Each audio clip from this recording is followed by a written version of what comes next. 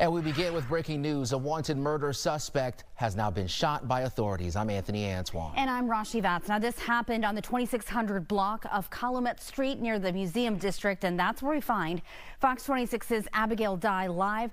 Abigail, what do we know so far?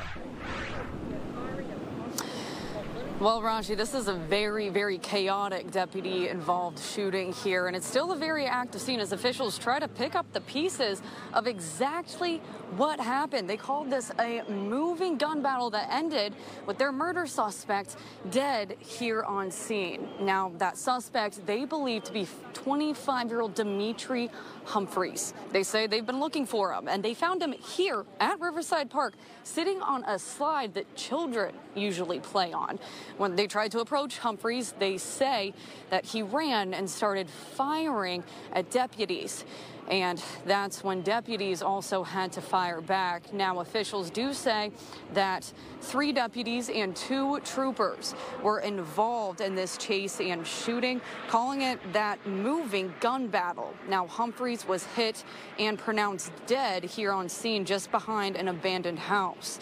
They say that Humphreys, or the suspect that they believe, was armed with an automatic pistol and that no law enforcement officers were hurt in the incident. Now, the sheriff says that Humphreys was wanted in the September 9th murder of Shantavia Reddick. We'll show you here on screen.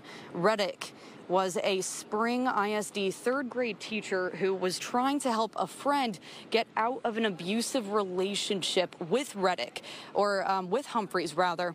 But the sheriff says that Humphreys killed her and her dog in the process, and they've been searching for that murder suspect ever since.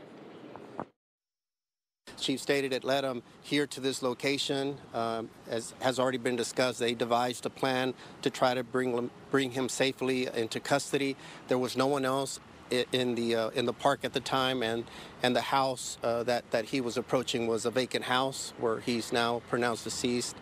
And so the individual that we believe to be Dimitri Humphreys, who they were looking for, and they recognize him as being that alleged suspect. So, but obviously the confirmation will have to come from the Harris County Institute of Forensic Sciences.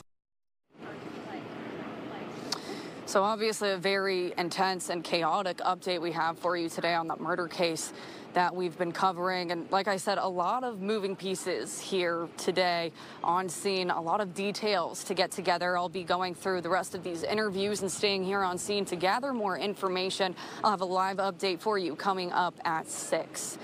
In 3rd Ward, I'm Abigail Dye, Fox 26 News.